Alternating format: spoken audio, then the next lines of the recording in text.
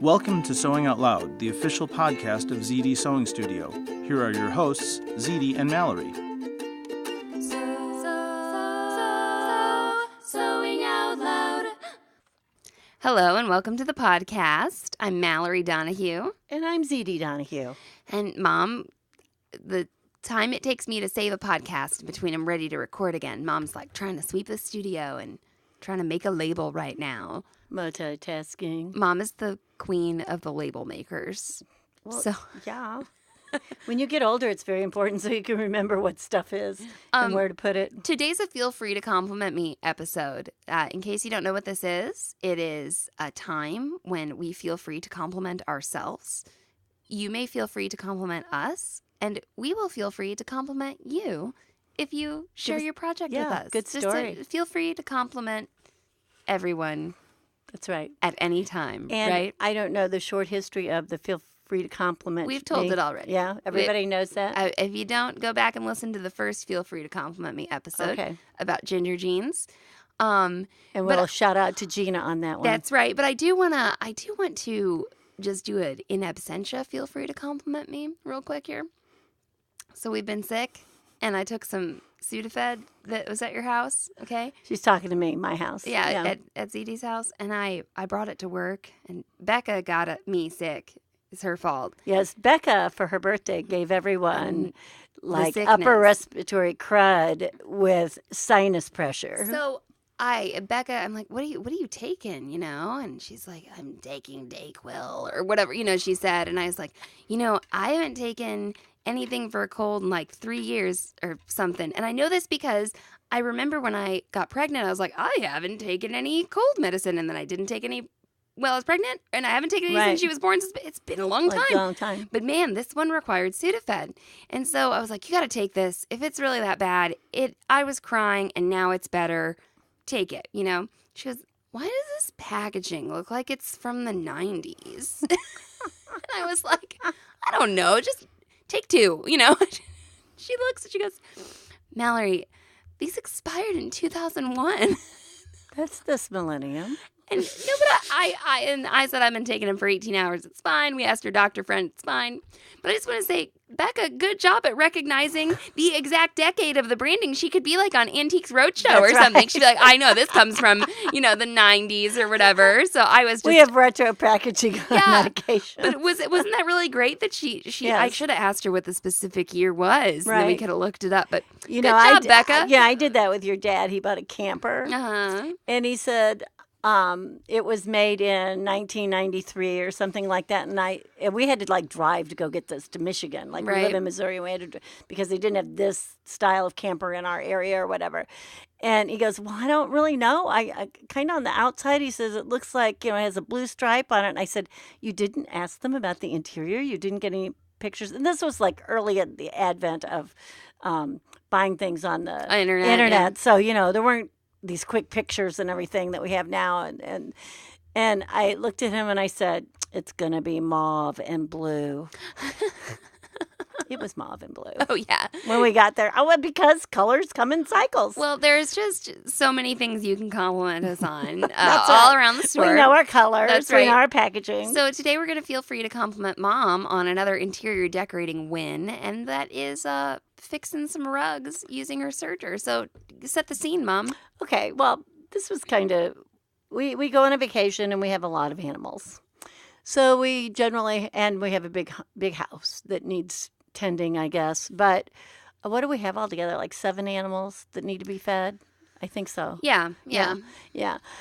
A couple of cats, 5 dogs. And, it's quite the job. So we usually pay someone to stay in the home for the 10 days that we're gone or whatever. And we did this. And we had our, pet person, dog person stay. And we came home and one of my favorite rugs... I won't talk about the bathroom floor. But anyway, one of my favorite rugs was, and I'm all hardwood, so everything's like a throw rug, and it's a specific kind of rug because it has to have a rubber back so the Great Danes don't go skateboarding across the floor, and all this. So I have my rugs, and I will buy rugs even when I don't need rugs so that I have rugs in stock because I also tend to launder these rugs every week. So they do wear out just from laundering.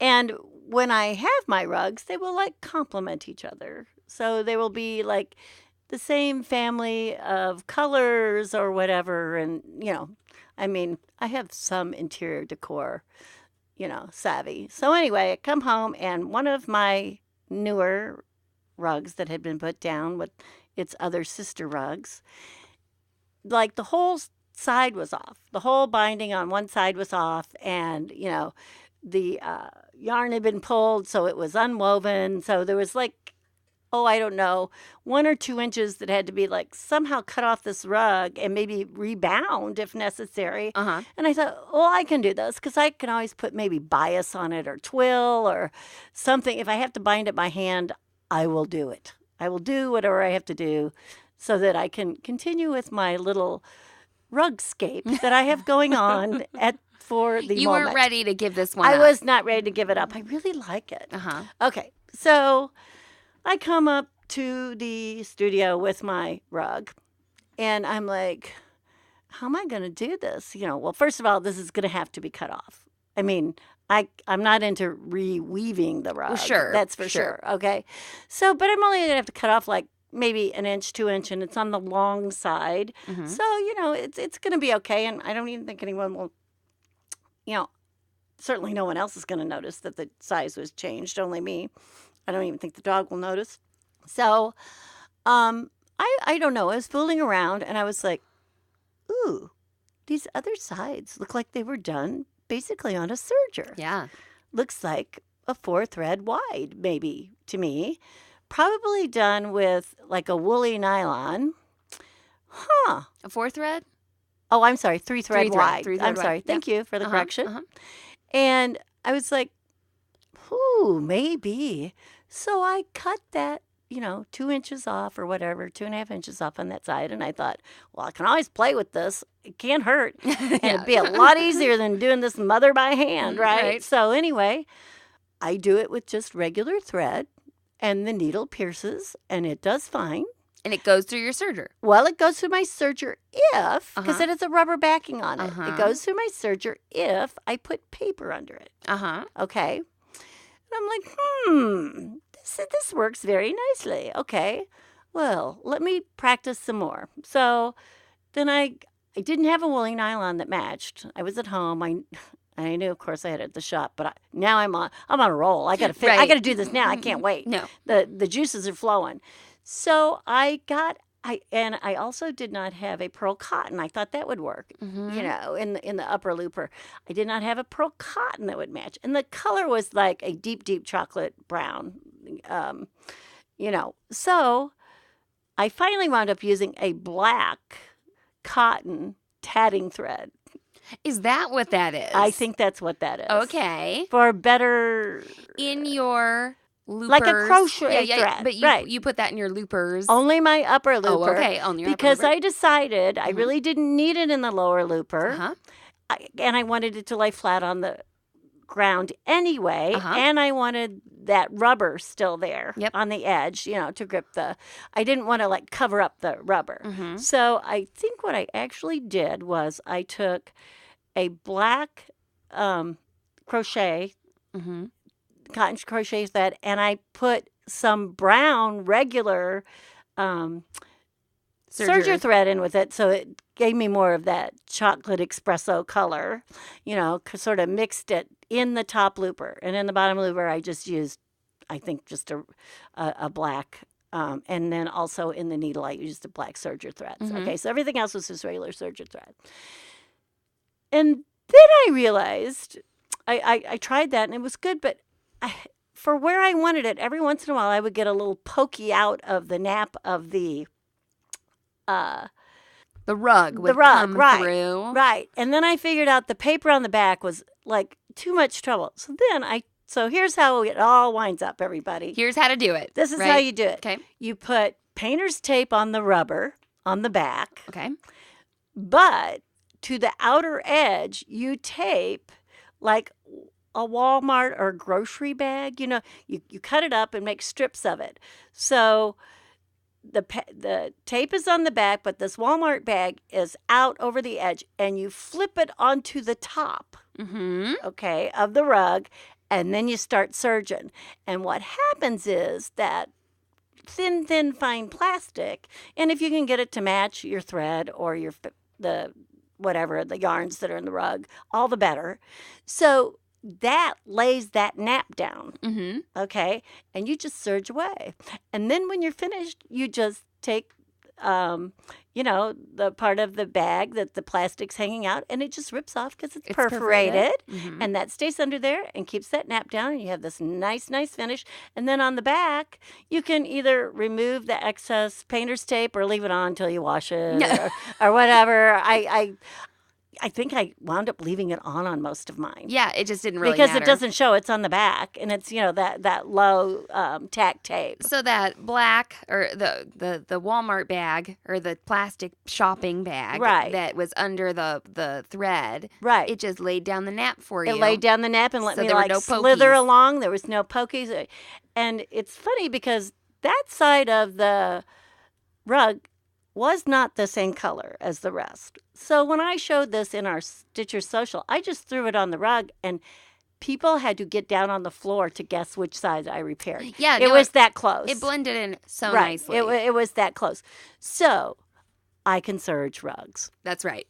And I can make them look like they came from the factory. I will say, if you have a serger at home that cost you under $1,000, that might not happen. Do this. Yes. Okay. It is and I'm just saying, just great, but don't try to serge some rugs up your serger. That's right. Save this for a stronger. This needs to be a baby lock serger. Yeah. And I think I did do it on the Enlighten, I believe. Yeah, I think you did too. I think I did it on the Enlighten. We're both looking over. And I would be happy. I've been happy to do it on And Imagine. I think that would have been fine too. Nothing below I don't know. You could probably, what do they still? They make an Eclipse. The Eclipse. It would work on the Eclipse. Yeah. But, I didn't have to fool with any tension or anything. Everything went through there perfectly. Everything I tried worked. I just got better at my technique. Well, you got the look. I got the look. You had to mastered the things. Look. And I didn't have to do all the edges to make them match. I only had to do that one edge. And I'm telling you, the plastic bag trick was phenomenal. That was true inspiration. I think the neat thing about the plastic bag trick is okay, we see where that sort of thought can come from using a topping on a terry cloth towel during embroidery. I think the coolest talking thing about nap again. Yeah, we're getting nappy here. We were talking about nap last episode. I think the coolest thing is that you taped it on. Yes. You use the tape not only to reduce friction of the rubber on your serger bed, but also to secure the bag in place. I know. It just all came together. Just feel free to compliment you. Thank you. Right now. Oh, thank you. You did such a good job. And all I will say is thank you so much. Yeah, and you didn't just stop there. You had another one to do, didn't you? Actually, did you do 2 rugs? This was my fault. I had one where I pulled the tag off. Oh. And I broke the serging. I thought my dog chewed that one too. No. You've been leading me to believe this whole time that she ruined 2 rugs. I pulled the, do not remove by penalty of law tag. I guess you should cut those off. Good tip, Mom. Yeah. And I just ripped it off thinking, and it broke a couple threads and it started to. Now that one, I wound up doing the entire thing. It was a very small rug. Very, very, I don't even know how small, but very small rug, just a foot rug, to wipe your feet on. It was for the bathroom. So we could make. And I put sparkly thread in it. Oh, and I used a gray. Pearl cotton. No, poly. The woolly nylon. Woolly nylon, yeah. And then a sparkly. Thread, and I don't remember exactly which one I used, but I wanted that little bit of sparkle. Some kind of metallic. Yeah, it had metallic thread, in it, machine embroidery. And those 2 threads both through the upper looper. Yeah, right. Yeah. So we can make our own. And a white Walmart bag worked that time. Right. So before I used the gray Walmart, you need. I don't know if it was Joann's but any of those lightweight plastic bags. Right. When you we can make our own rugs. That's right. Right. So we could just get some rubber backing. That's right. Put on some fabric. That's right. Serge it all together. Ta-da, right? And I would like to bring up this thing when you said, that I put the tape on the back. Mm-hmm. Because we have come upon instances where we have seen on television programs and things where people have said to put powder on your throat plate to make something like that slide. Don't do it. Yeah, you can go back and listen to our episode about sewing with vinyl too. Right. If you want more details. Don't ever put any sort of powdery anything around your sewing machine. No. Number one, a lot of us, our sewing machines are computers. Think about that. Okay. Right. And that powder, any sort of powder, when it gets wet or, combines with any kind of moisture, can also turn to gummy, gluey stuff. You don't introduce dust into your machine or mica, particles or gluten or anything. Consider your machine gluten-free. Cornstarch, whatever. Nothing like that, right? Okay, Mom. Well, you can feel free to compliment me. Oh, no. Do I know about this already? Because I am starting a new podcast. Oh, no. Yes, I am. It is called The Self-Sewn Wardrobe. Oh. And it is going to be, so far the format is like me, but it's a little looser format. I might interview people. I might let you come on my show. I don't know. Sometimes. I could be a guest. Maybe. I don't know. Thank you. The cool thing about this is there's a Facebook group associated with this podcast, and it is called The Self-Sewn Wardrobe. So you can go on Facebook and search for The Self-Sewn Wardrobe, and you can request to be admitted to the group. It is a closed group. Okay. And I will probably let you in. Okay. And we are going to be going on a journey of making our own clothes for our own selves in our own way, in our own time. Will this involve any wardrobe planning? I just wondered. Perhaps. Because I have this problem is I think that I may have spoken about this before on the air. I don't know. I have certainly spoken about it. I make a pair of pants I like, and then I make 500 pairs. Maybe I'll have you on my podcast to talk about that. Okay. All right. Okay. So anyway, then I only have bottoms and no tops. You all keep a lookout for that. I will let you know of a launch date, but the self-sewn woman? Wardrobe. Okay. The self-sewn wardrobe. Can I be the self-sewn woman? I'm the self-sewn woman. No, you can be the self-sewn. I'll be the self-sewn mother. I'm always the mother. Yeah. And anyway, go join the Facebook Queen group. Mother. The self-sewn Queen Mother. Anyway. You get that figured out before you're a guest on my podcast. I will. And you join the Facebook group and stay tuned, and lots of fun and exciting things are going to happen. So thanks for listening. We're on Instagram as Zede Sewing Studio, and you can email me at mallory@sewhere.com. So long and so happy. Thanks for listening to Sewing Out Loud. For even more expert sewing advice, visit sewhere.com.